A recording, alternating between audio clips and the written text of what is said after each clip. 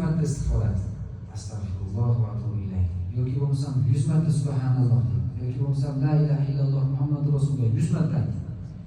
Keyin duo qiling. Allohim, shu aytgan tasbihimni ajrini otamga yetkiz, onamga yetkaz. Yoki bo'lmasam 2 rakat namoz o'qing. Yoki bo'lmasam 100 so'm sadaqa bering. Ajrini onamga yetkaz. Yoki bo'lmasam haj umraga borasiz.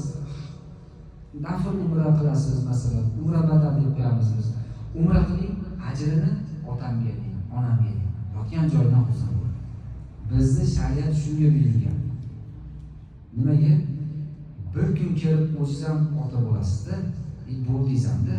Bir kun kelib o'zimiz ham shu yerda haykalamiz, yer ustida turgan bolalarimizni Alloh taolo o'zimizga o'xshagan salohiyatli qilib qo'yadi. Quruq yotmaysiz. Masalan, aytaylik, otangiz, onangiz больницada yotsa, quruq bormaysizda, bunisi ko'tarib nima yeysiz, nima kamchiligingiz bor deb ko'tarib olasiz.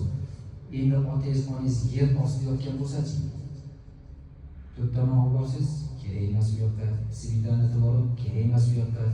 U yoqqa kerak bo'lganda 100 ta istig'for. Eng zo'r. Subhanalloh va bihamdihi 100 ta. 2 rakat namoz. Uni majida qilib qo'ysan bo'ladi. Hozir shomdan keyin qilib qo'ysan bo'ladi.